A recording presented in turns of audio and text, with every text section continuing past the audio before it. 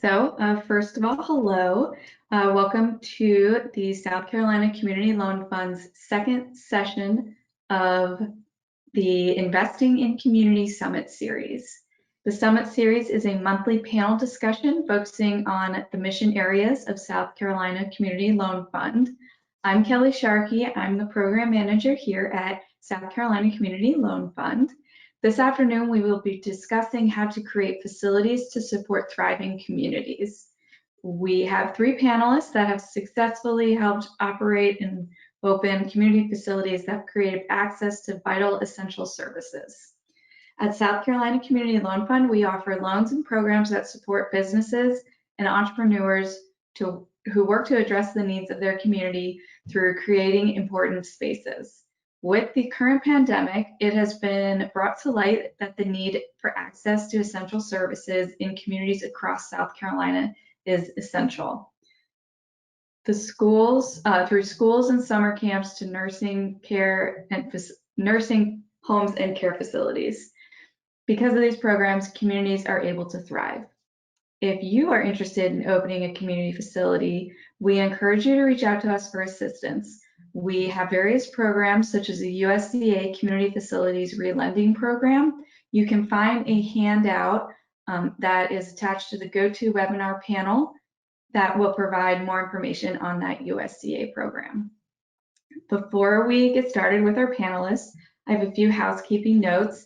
If you have any questions during this session, we ask that you type them in the questions feature that is on the GoToWebinar panel.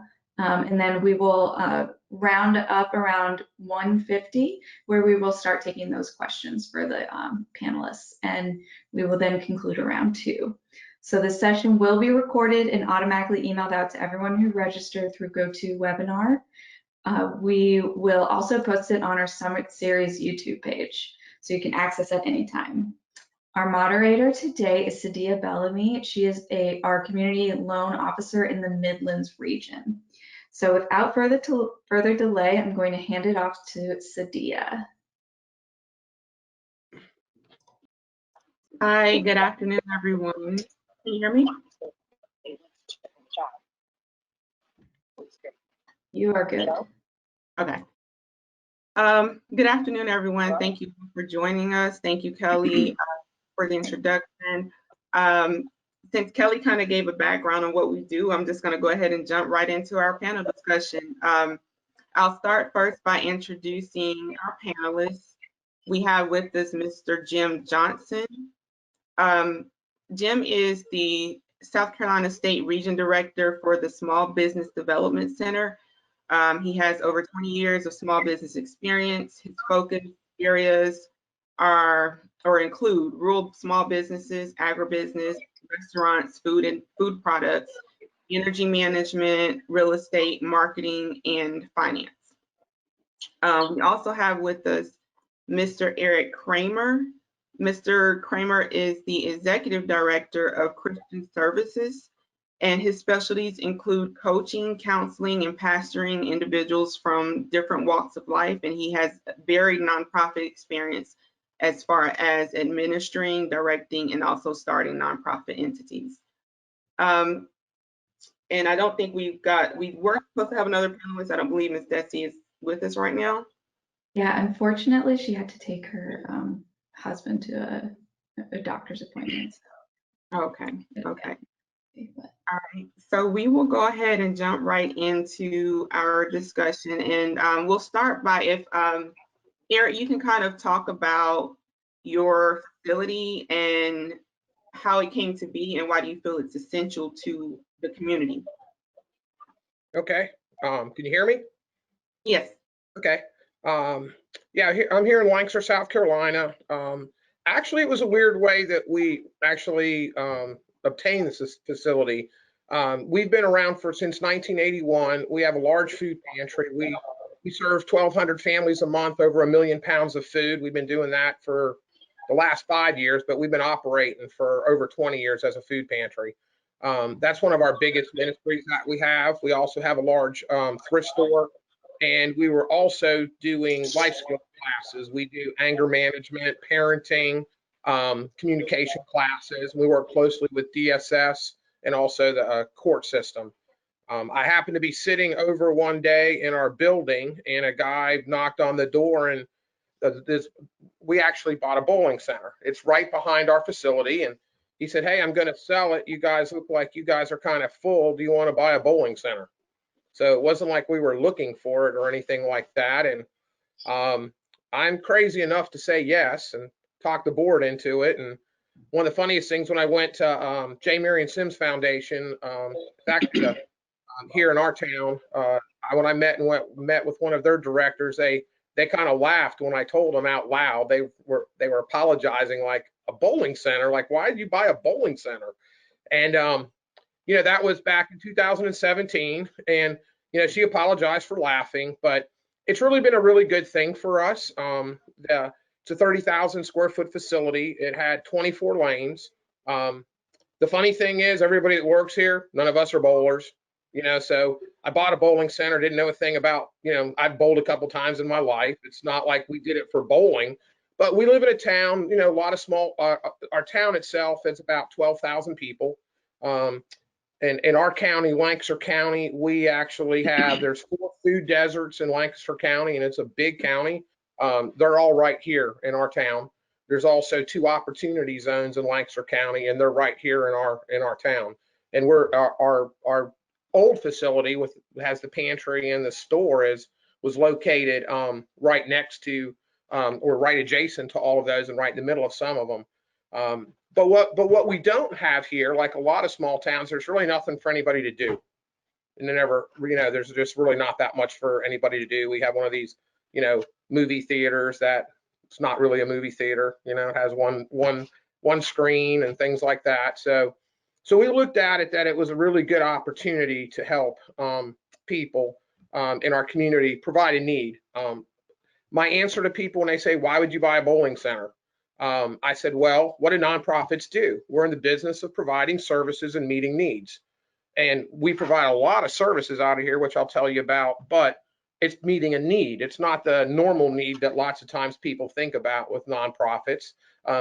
But we own a 30,000 square foot bowling center. And so we originally, when we first started off, we got a great deal on the building. It was just basically pay off the note that they had.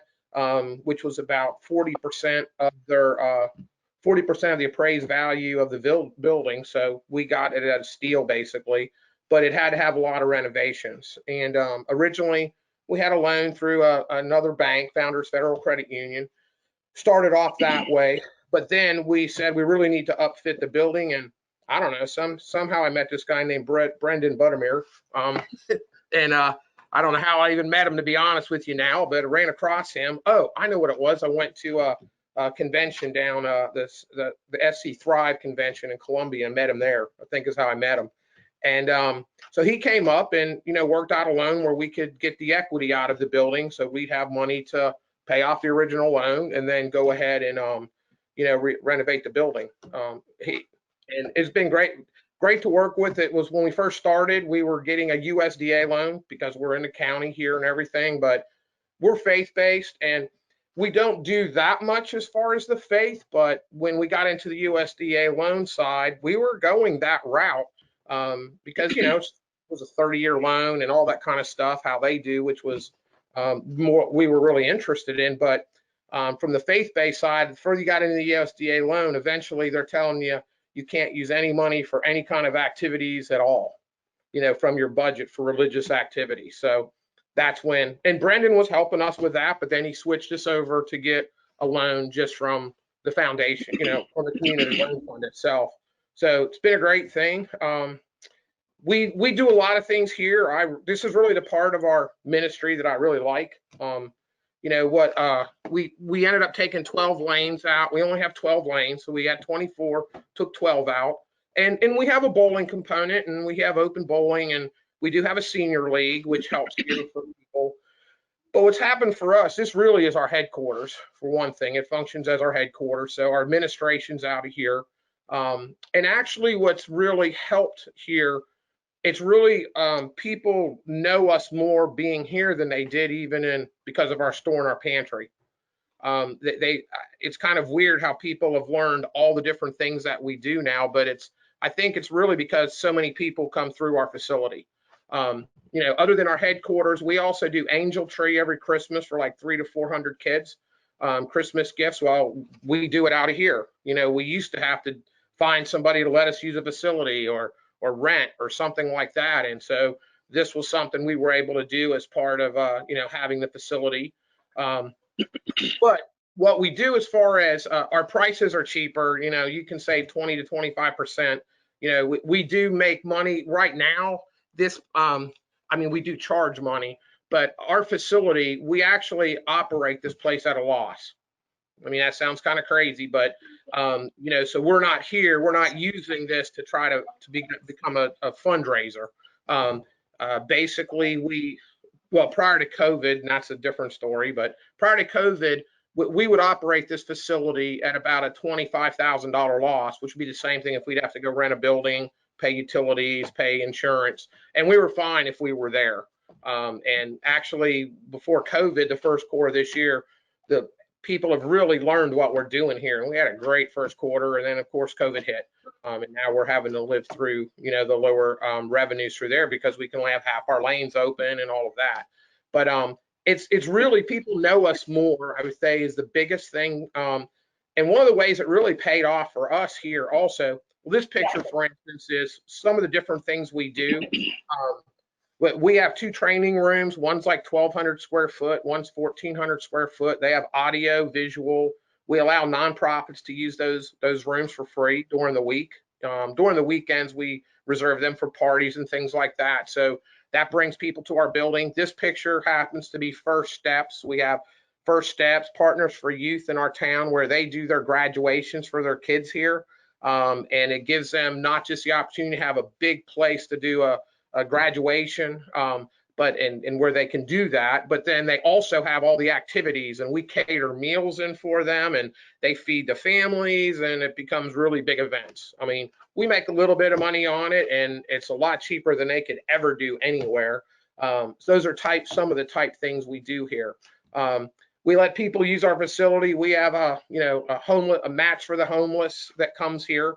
They do mats every week for homeless people. This is our school programs. We have come up with the different, we're working with middle schools right now. We haven't done high school, but one of the things in our county, and all the schools told us, it's hard for them to find anything that's approved for field trips, because to take kids on field trips, there has to be the learning component.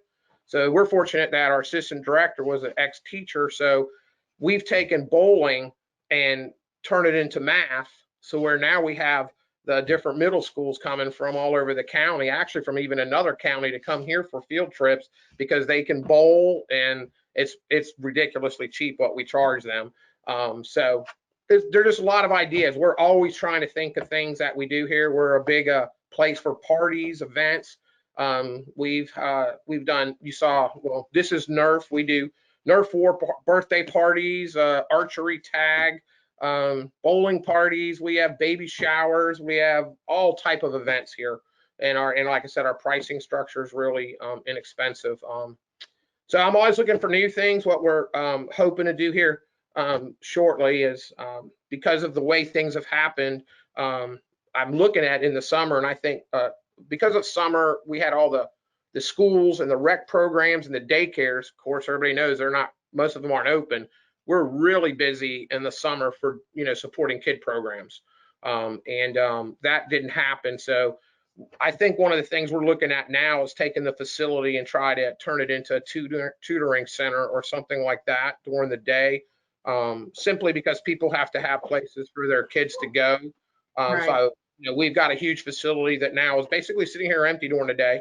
And so it's always opportunities in this facility anyway, and in our town. So we're always looking for them, and that's kind of the nature of myself and our organization. We have no problem starting things, stopping things, and doing something new. Always trying to figure out how we can meet whatever need that that people can bring to us. So I think that's most of it. Like I said, there's a lot of different programs that go on here, though. Yeah, definitely a lot of opportunities there, especially considering the environment that we're in right now with Right. kids being schooled from home and not sure exactly when or if they're going to return back to, being in school all day long. Now, Jim, if you could talk about maybe an organization that maybe you have worked closely with on their community facilities project. Sure. I'll tell you a little bit about my organization first. Small Business Development Center is it's an SBA program, Small Business Administration, federal program hosted by universities here in South Carolina, consortium. University of South Carolina, Clemson, Winthrop, and I'm at SC State University. And our mission is outreach to small business. So we do small business consulting, trainings, and workshops. But we also incorporate nonprofits. So we will help nonprofits. It's not our core mission, but we run across a good many nonprofits who ask for our assistance. And basically what we're working with most people on is funding, finance, financial management, and marketing, those type things. And now during COVID, it's all the EIDL and the PPP loans, and just trying to pivot and figure out, how to get their operations profitable again. It's a lot of people are stressed out right now, as y'all can imagine. But on a personal note, I serve on a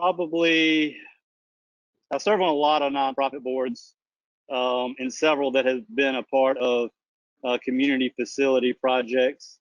I'm the chairman of the YMCA here in Orangeburg. Oh, by the way, I'm in Orangeburg. And chair of the Y. I'm on the board of the Downtown Orangeburg Revitalization Association. Also, I am the chair of a entity called ACE Food Hub, which is it's food hub. And like Eric, we do a lot of food outreach, and ours is focused around fresh fruits and vegetables with the food hub. And we procure as much as we can locally. So we're working with over 30 farmers, within probably 50 miles, trying to get as much local food as we can, and through the distributors and wholesalers that we use. They help us source from local farmers as well. So through all that nonprofit experience, and through working with SBDC and on different projects, for-profit, facilities.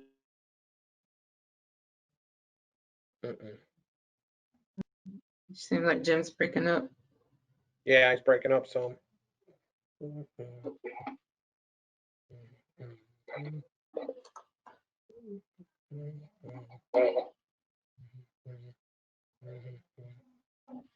Did we lose him?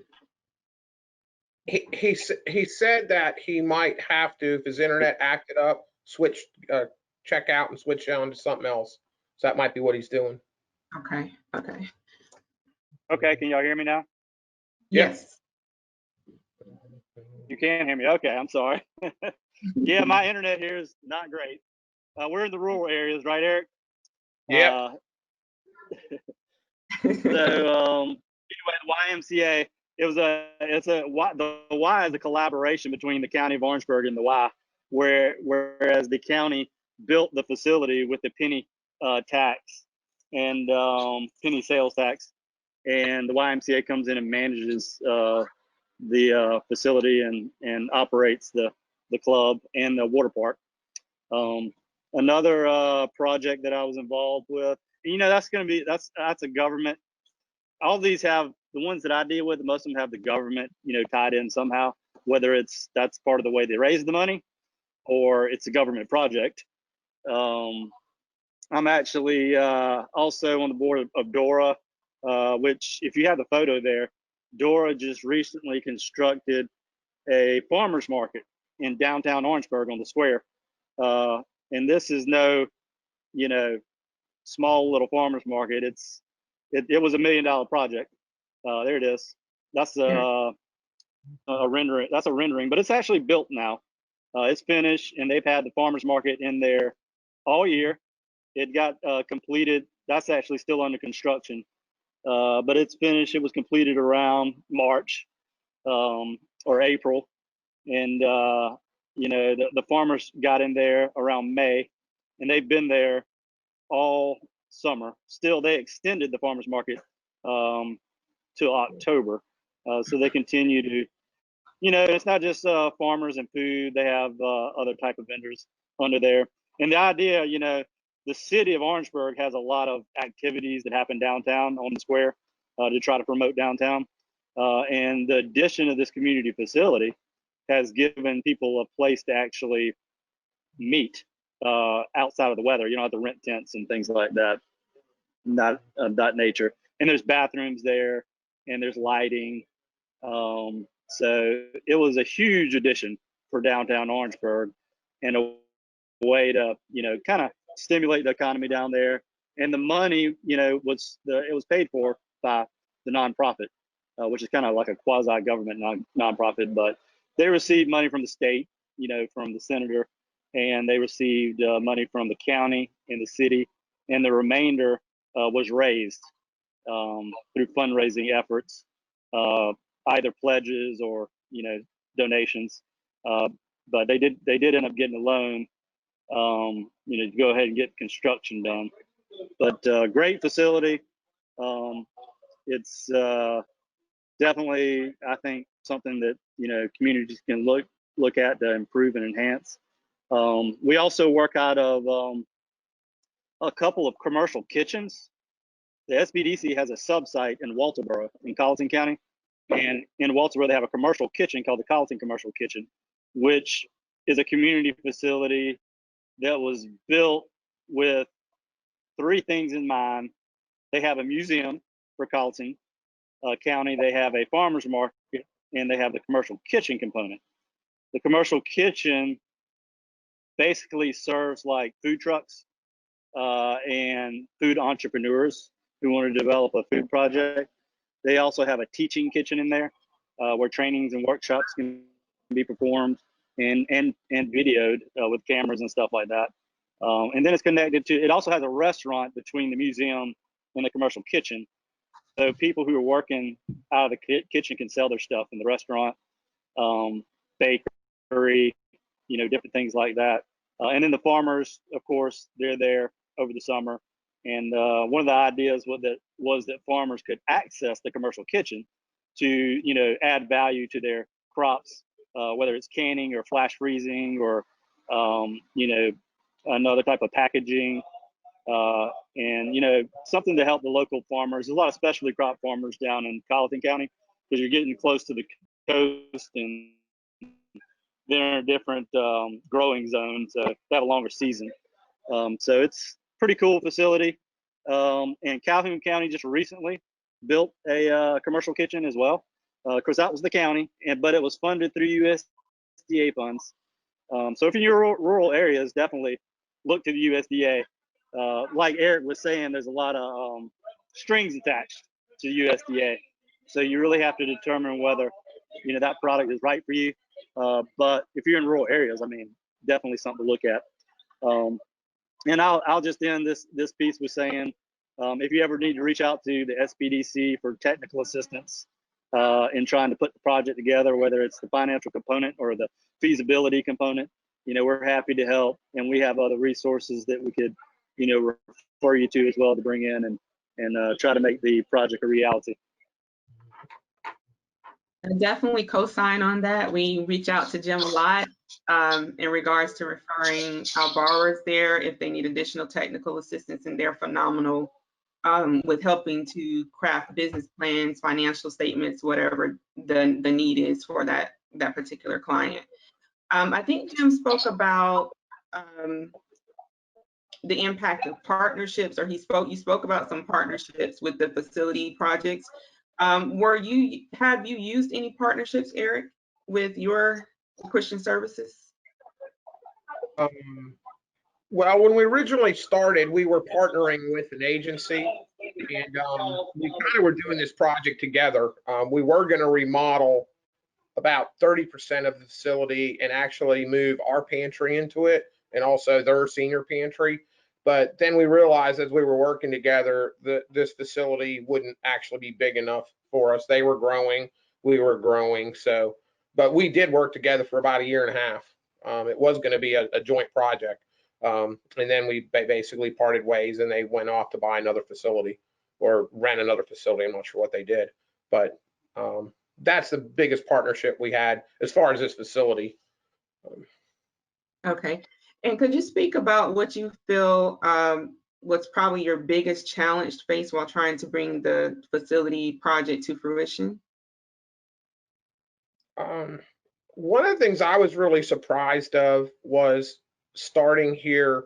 You know, you always hear you're in a small town and everybody knows everything, everybody talks about everybody. But what was really crazy is how long it took for people to know we were here. I mean, that was the thing that really amazed me because it was a bowling facility. It was closed for about 9 months, and then we bought it, opened it about 3 or 4 months after that. So it was closed for about 10 months to 12 months. And people just kind of then when we reopened, it's like people didn't know. No matter what we did to advertise, you're always running into people that had no idea we were here. So I guess the biggest thing is when you're doing a project is you don't forget that getting the word out is not as easy as sometimes it seems. Facebook Right. might be nice, but it doesn't matter. We put things and get 10,000 hits, and think that was going to be great, and it didn't show up in numbers for a long time. That was probably the beginning. That was one of the things that was really an eye-opening thing to learn. We were shocked about. Of course, now we're having to deal with COVID with here because we have a thrift store, and our thrift store actually provides about 65 to 70% of the revenue for our organization. So we have a really productive and really well-run thrift store. Here, like I said, we'd like to at least break even. We had a fantastic first quarter. It's like because we've been here almost 2 years then when we rolled into the year, and finally people knew who we were, and we were up 38% the first quarter compared to last year, which had we continued that, this would have been profitable, not a lot, but we're not trying to make a bunch of money here. We would just lowered our prices anyway, as long as we could break even. But COVID is, being in the entertainment piece, bowling centers were shut down for a long time. Then when we reopened, there's all the different rules. I mean, we only have 12 lanes, now we have 6 because you can't use but half of them. And it's almost impractical to try to do arcade games, bounce houses, animal rides, anything. And for us, so our income now is basically, as far as this facility, is not doing well at all. We make a little bit, we're losing money here, like really losing money here now, but I think it's one of those things we'll just have to wait until hopefully spring, see what happens, just go through the next 3 months, 4 months and see how everybody is. But people, I think, are just still afraid to go out, especially in these type environments. So that's our biggest challenge with here. I do think, like I said, I think one of the things that happened being here was we were really surprised. As an organization, we've always been one that doesn't really get a lot of support from the community because we've run a thrift store, then we did this. So 70% of our revenue comes from these 2 operations. It's almost 80%. 80% of these 2 operations provide 80% of our revenue. We have 21 employees, which we are happy about. So we're paying people. We don't operate with many volunteers. And we've never really had much of a donor base. The other 15% of what we operate comes from foundations for our, in businesses that support our pantry and some of our other programs like our life skills programs. And we've been like 5% donations.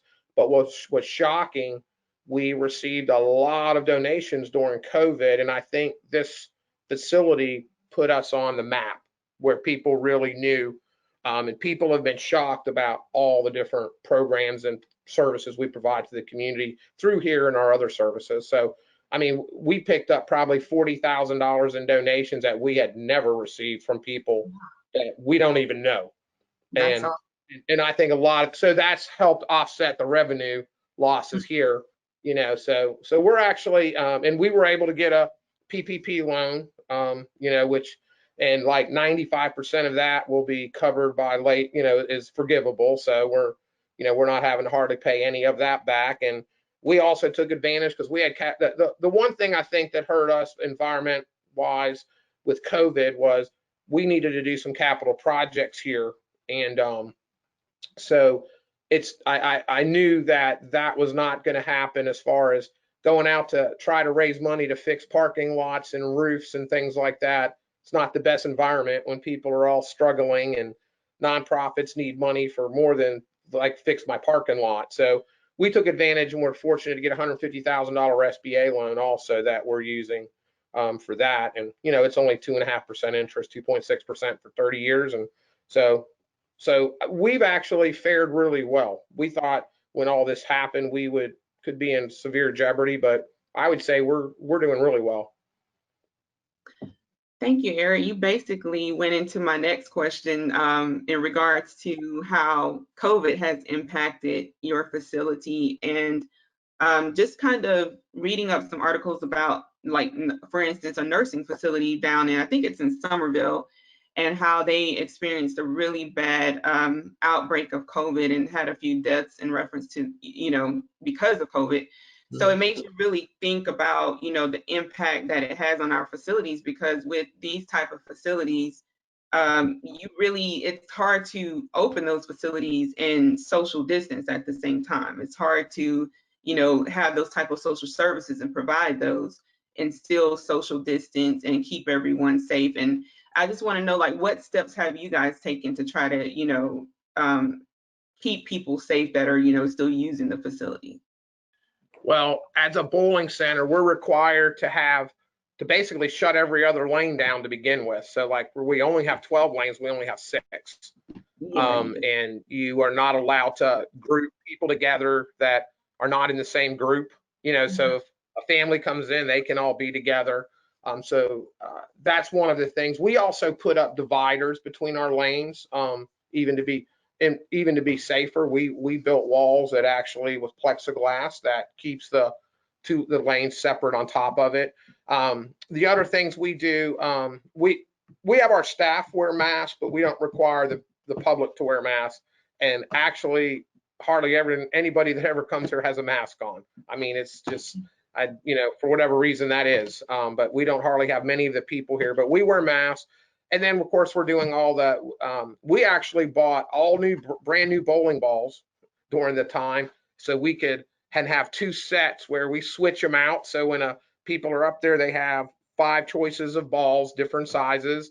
The minute they get through, we come and clean the entire place.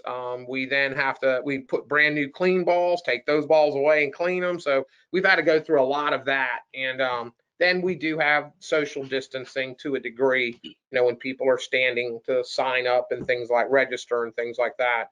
The biggest thing we've done is though, we had a lot of parties here, which people are not wanting to do parties at this point for the most part, but we used to, while we were open, we had arcade games and we had we have 3 bounce houses here.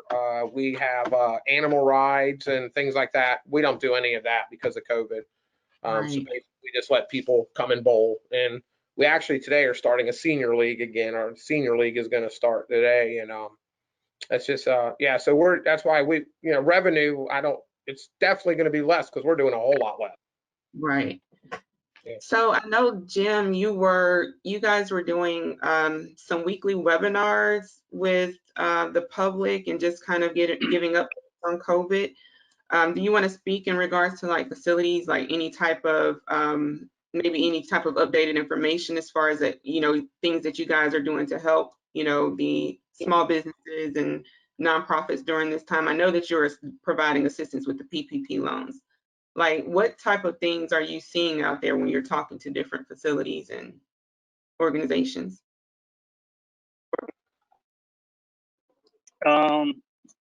Yeah, we continue to assist. It's kind of slowed down a little bit, I think. But Okay, because the money the idle is still going, but PPP money, you know, that's gone for now. But you know, it's kind of spotty. Like Eric mentioned, you know, it kind of benefited them a lot. You know, some of these programs, and could have been a lot worse, I guess. It's kind of like that in business too. It's like some people have like kind of really benefited from a lot of what's going on, and then others are closing the doors and, you know, cannot sustain, you know, at the current level of business. You know, and all we do is, you know, we get calls all the time to try to come in and, you know, look at ways to mitigate the fact that they don't have, you know, the volume that they had before, and maybe look at new business models. You know, e-commerce is it's been a big push on a lot of different levels to introduce e-commerce to businesses, and nonprofits could use it as well. The Ace Food Hub here, our nonprofit, we use e-commerce. We have a website, and people can order the fruits and vegetables online, and they pull up here in front of the facility, and we just bring it out to them. So they never have to get out the car. But just the idea of being open to new business models and ways of doing business, because people are getting used to ordering online. Yeah. Because they've been made to do it, basically. So they may revert, a percentage of them may revert back to doing business how they usually do it, but a lot of them are going to stick with, you know, the conveniences that they've found in this new reality that they, you know, where you order online. Some people who had not been doing it have basically been pushed to do it now. And now that they find out, oh, it's not so hard, you know, it's actually too easy, you know. So then how does that affect the small business community, you know, because they can't make transitions and turns as fast as like a corporate entity Right. that have, you know, a lot of cash to put into stuff like that. So it's, you know, how do you, you know, work to try to, you have to be creative, you know, to access your customer or your target audience or whatnot. So we help a lot with that. And you know, it's just so many different individual cases. It's been busy, that's for sure. I'm on Zoom calls and conference calls all day. But feel for a lot of people, and you know, then other people, like I said, have you know, it's like anything else with, you know, like during a recession, you know, liquor stores usually do really well. So something always benefits, something always, you know, suffers, right? When anything happens. So like COVID, like grocery stores have killed it, you know, especially at the beginning, you know. But restaurants have been destroyed. You know, so you know, delivery services, you know, are killing it. You know, so it's like, you know, it's winners and losers. Yeah. So we're just trying to help everybody best we can. And and we have a success because of that too. One of the successes we have, I told you, we have a life skills program where we do the anger management, parenting classes, and we also do communication. Before, that was basically people that were attending our program were, you know, from our local area here in Lancaster, and of course they were in-person workshops. What's happened due to COVID is now we do them all virtually. And now we've got like three or four other counties.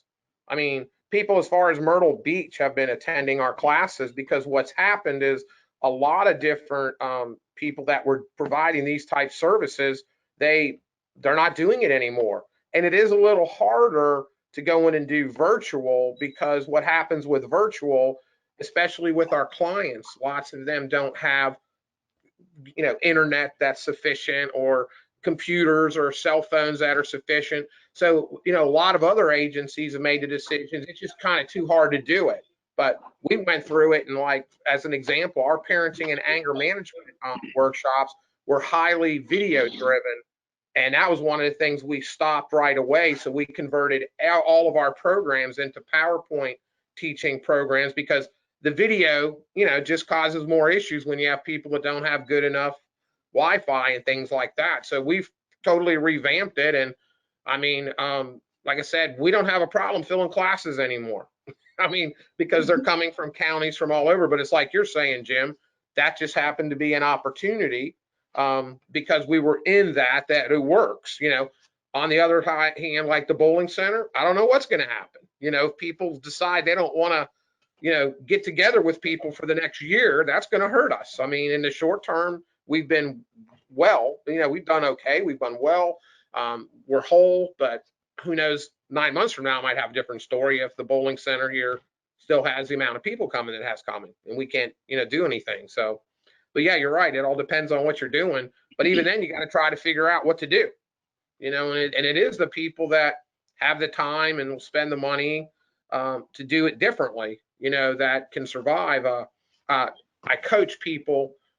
Me and my wife coach Salvation Army pastors, and we've walked through all of with them. And church, for instance, you have especially small churches, which is what a lot of the Salvation Army churches are. They're small.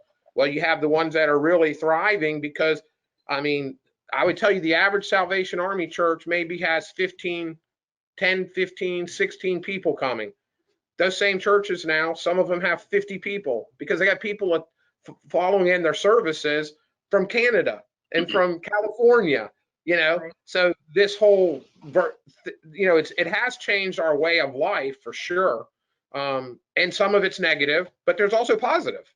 I don't know how it all work out at the end of the day, but, and I can tell you working with Salvation Army pastors, the ones that thrive are the ones that think out of the box, put in the effort, put in the time, maybe have to raise a little bit extra money to be able to accomplish it versus the ones that like, well, that's not kind of how we do it. And so it's just one of those things and we all have to face right now.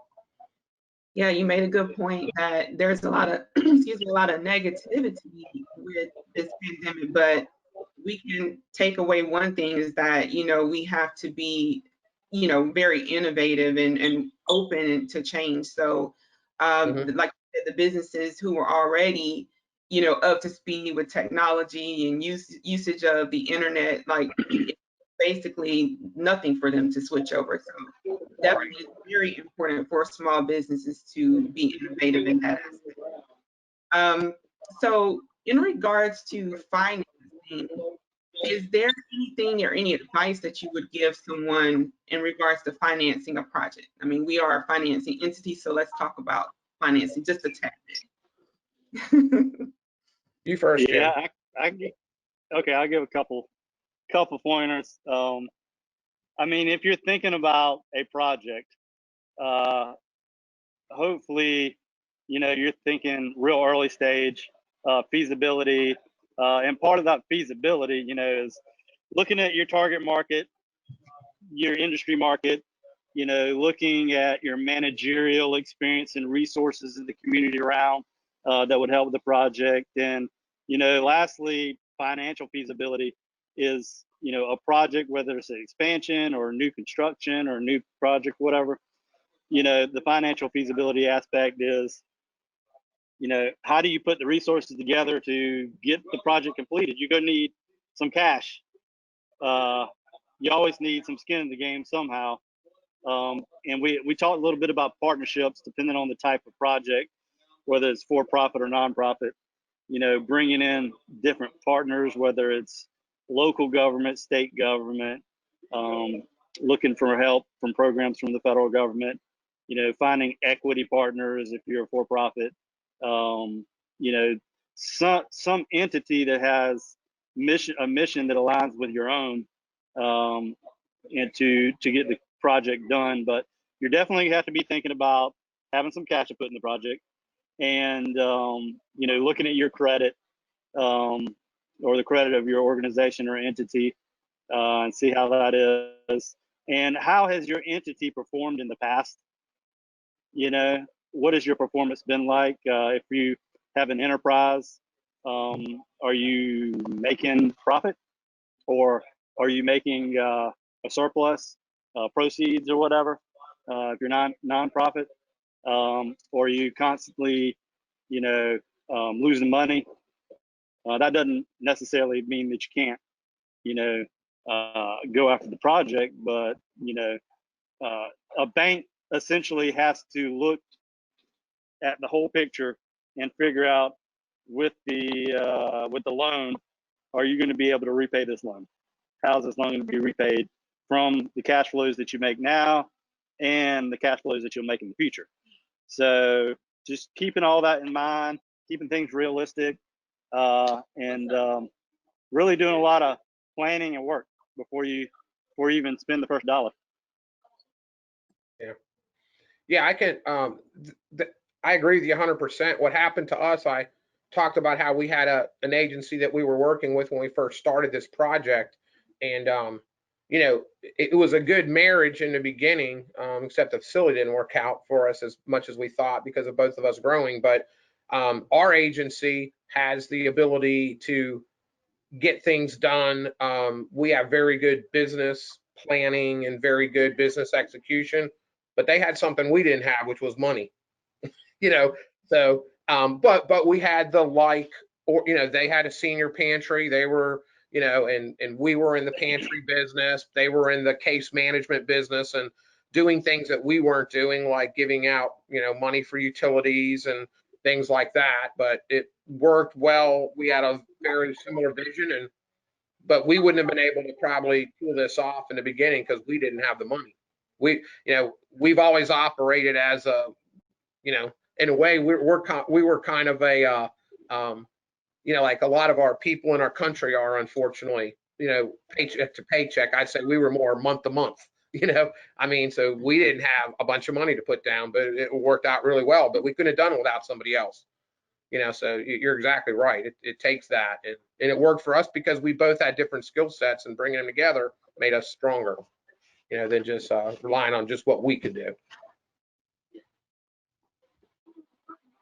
Okay, thank you both. I think we're going to go ahead and go into some questions from the audience. Kelly? Yeah. So just out of curiosity, I'm going to launch a poll real quick for the attendees. We're going to ask, what is your role in establishing a community facility? Just kind of curious what everyone we have here. Let's get some.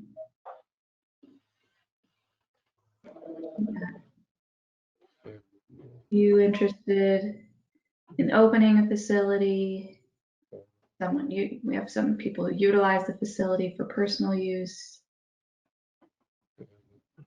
We have someone who has opened a community facility already.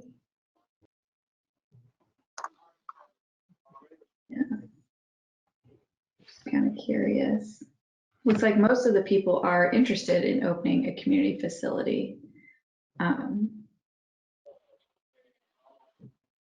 All right, so I'm going to go ahead and close this poll. Yeah, so it looks like we have our majority of folks are interested in opening a community facility.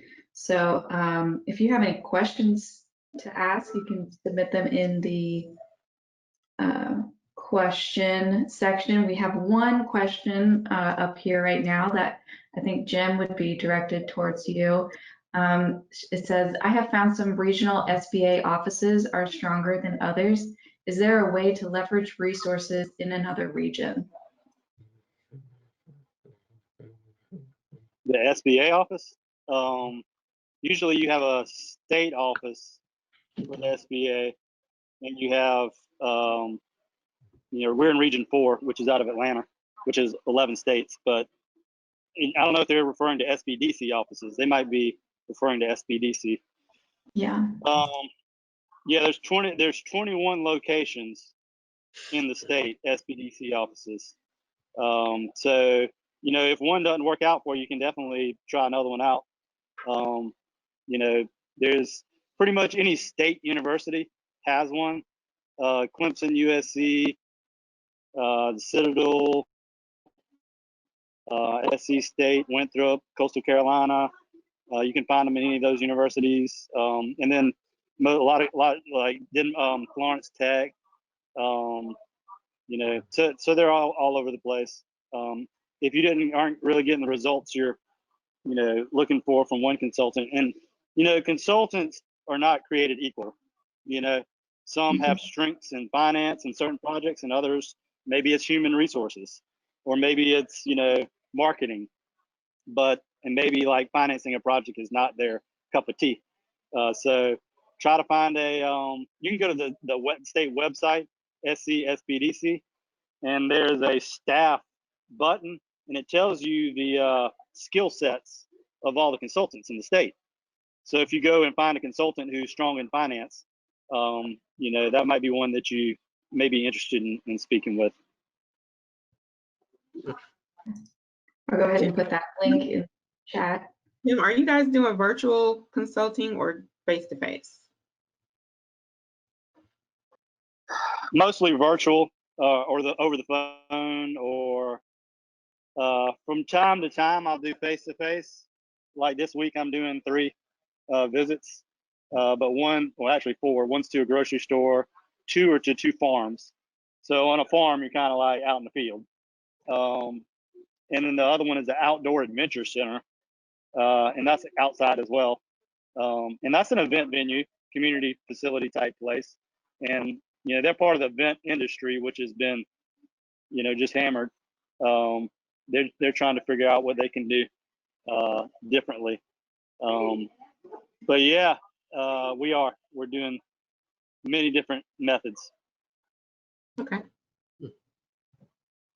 And we have one more question. I'm interested in opening a community center. Who can I contact after this webinar for further guidance? I'm interested in operating under a nonprofit status. Well, they can. Yeah, if they want to talk to us, they can feel free to call us. They can also call SCORE. SCORE is another SBA program, retired executives, and they work with nonprofits as well. Like I was saying, our main mission is not nonprofit, but I've worked with plenty of them. I guarantee you that. So we understand the financing mechanism for nonprofits, which is a little different than a for-profit. But you could call either one of those organizations and find somebody who could help. Yeah, you can definitely utilize the South Carolina Community Loan Fund, depending on where your facility is located. We run on a regional basis. So Sadia is in the Midlands area, so she would be helping you if you're in that area. But you can contact us. I will put our website information right here in the chat. We have another question. She said, I clicked on the USDA Community Facilities form. Can you explain more about this program? I'm interested in it. Sadia or Jim, do you have insight on the USDA?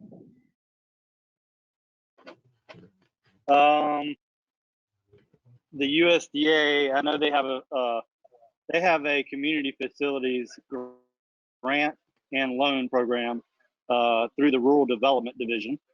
Rural Development, y'all know USDA is huge, so they have a bunch of different divisions. Rural Development is one of the bigger ones,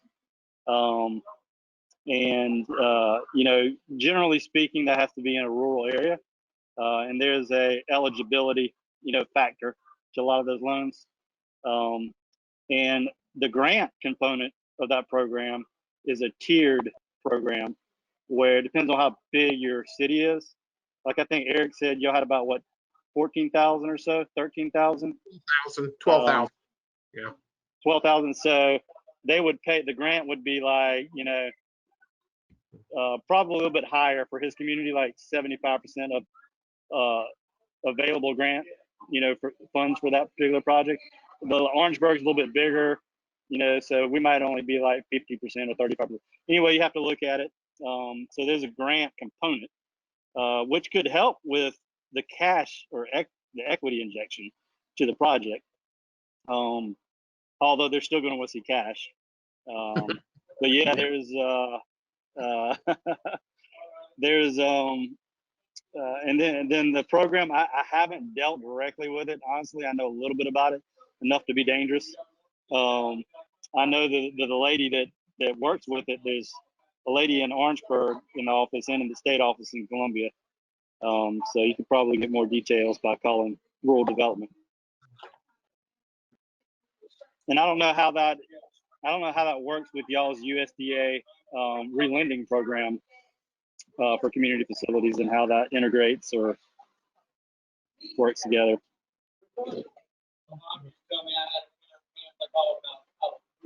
Yeah. If anyone is interested in the relending program, they can just reach out to myself or Joseph Dukes or Brendan Buttimer, and we can discuss where we would need to go as far as moving forward with using that program to finance your project.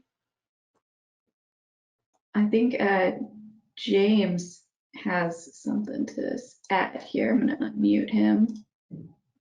There we go. James, you're on. Thank you, Kelly. Good afternoon, everyone. I'm James Chatfield. I'm the Chief Lending Officer here at South Carolina Community Loan Fund. I just wanted to make a quick follow-up comment and piggyback off Sadia's comment as it relates to the USDA Community Facilities Relending Program that we are offering. For that particular program, to participate in it, you must be a nonprofit entity or a public body. So I just want to make that differentiation, slight differentiation from what Jim shared regarding the USDA Rural Development Program, which is a separate program. Also, through the program we offer here at the Loan Fund, you must be in an area with at least a 20% poverty rate, because this particular program is really designed to extend services being offered in persistent poverty counties or high poverty areas, and the population in your census tract for your project or in your community cannot exceed 20,000 people. So those are just a couple of key differentiations that I wanted to make to folks that may be interested in reaching out to us about that program.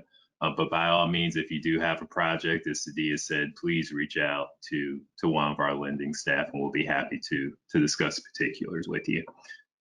Thank you for unmuting me, Kelly. I appreciate it. Thanks. So I think that kind of wraps up this discussion. Thank you so much for our panelists and our moderator. A big round of applause. I really appreciate everyone being here, attendees. Thank you. I just want to remind you that our next summit series would be October 7th, and we will be discussing the very important topic of affordable housing. So it's going to be a really great panel. You can find information on that session on the handouts tab on the GoToWebinar panel on the side. So I also want to announce that for our final session, we are going to be hosting in March. We're going to have a special keynote speaker, Marissa Baradaran, who is the author of The Color of Money, Black Banks and the Racial Wealth Gap. She also has a few other publications, but she has been featured a lot recently with the growing and much needed discussion on racial disparity in the United States. So I highly encourage you to register for that webinar and purchase her book. We have a partnership with the Turning Page in Goose Creek, and they are a Black-owned bookstore where you can purchase the book yourself. So thank you all so much. Again, it's a great panel discussion. Really appreciate everyone's time. So have a great rest of the week. Thank you, everyone. Good luck.